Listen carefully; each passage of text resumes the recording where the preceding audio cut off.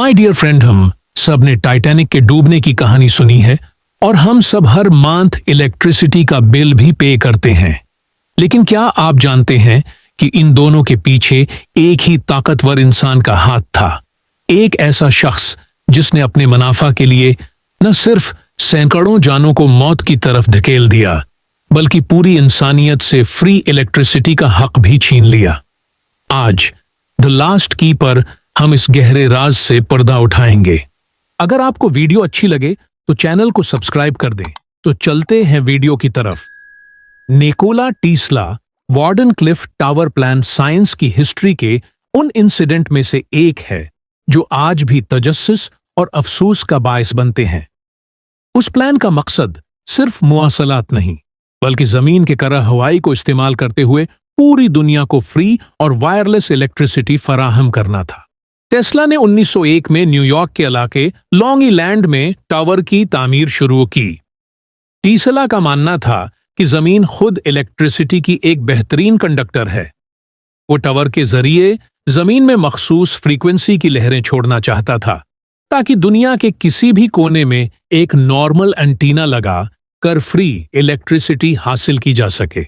लेकिन इस मिशन में सबसे बड़ी रुकावट वो इंसान था जिसको तारीख में बेरहम कातिल के नाम से जाना जाता है।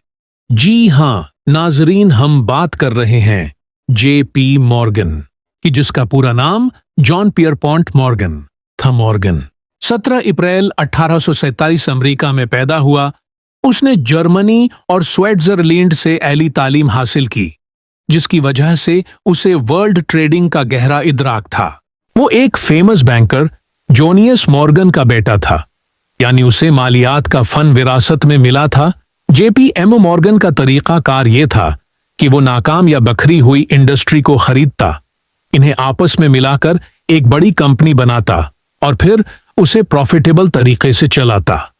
1892 में उसने एडिसन, जनरल इलेक्ट्रिक और थॉमसन होस्टन को मिलाकर GE जैसी बड़ी कंपनी बनाई। 1901 में उसने एंड्रयू कार्नेगी की US स्टील कंपनी खरीद कर दुनिया की पहली $1 बिलियन कंपनी बनाई।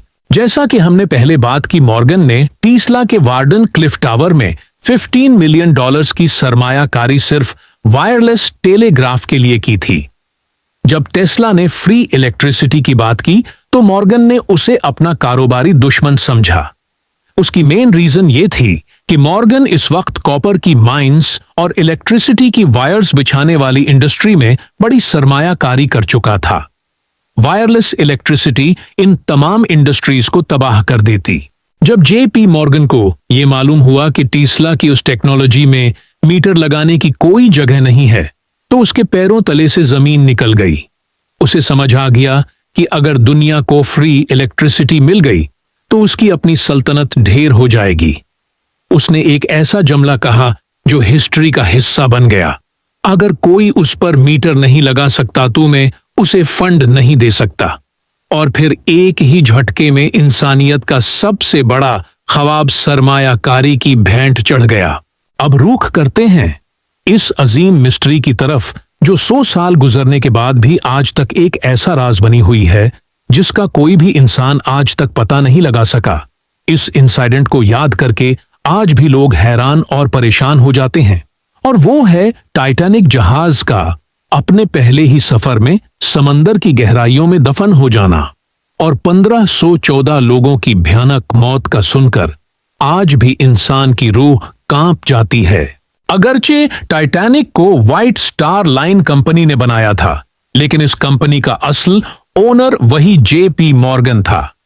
उसने इंटरनेशनल मर्केंटाइल मरीन के नाम से एक बहुत बड़ा ट्रस्ट बनाया हुआ था, जिसने व्हाइट स्टार लाइन को खरीद लिया था, यानी टाइटैनिक की तामीर के लिए पैसा मॉर्गन ने लगाया था। जब टाइटैनिक के पहले सफर पर जाने का वक्त हुआ तो J.P. मॉर्गन का टाइटैनिक के पहले सफर, मेडन वॉयज पर जाना तय था।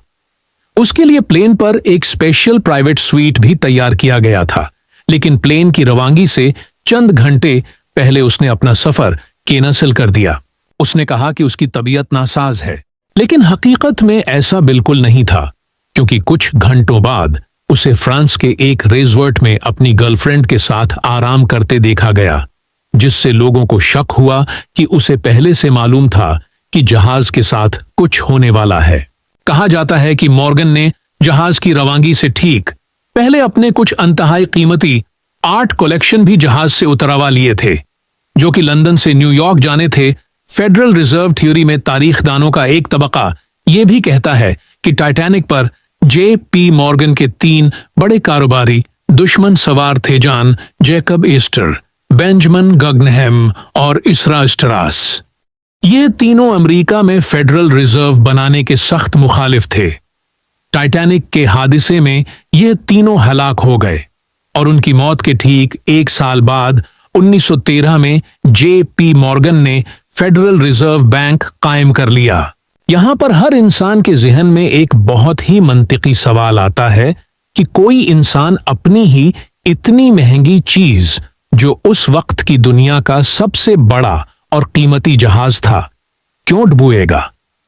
उस हवाले से जो नजरिया पेश किया जाता है वो है इंश्योरेंस का पैसा।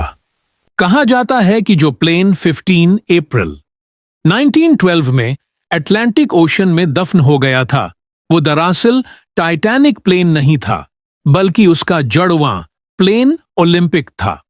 और यह थ्योरी 1998 में फर्स्ट टाइम रॉबिन गार्डिनर ने अपनी किताब Titanic the ship that never sank में एविडेंसेस के साथ पेश की, जिसके बाद लोगों का शक यकीन में बदल गया।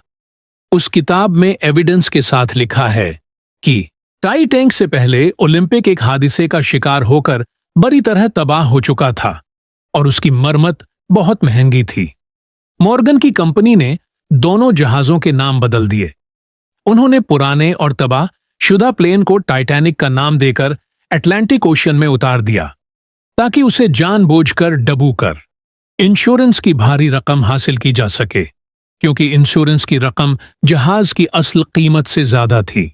नाजरीन, जब 1 सितंबर 1985 में पहली बार टाइटैनिक की पिक्चर अटलांटिक ओशन के बॉटम से जाकर ली गई, तब लोगों का शक 100% यकीन में बदल गया, क्योंकि इस प्लेन की विंडो की तादाद ओरिजिनल टाइटैनिक प्लेन के साथ मैच नहीं करती थी।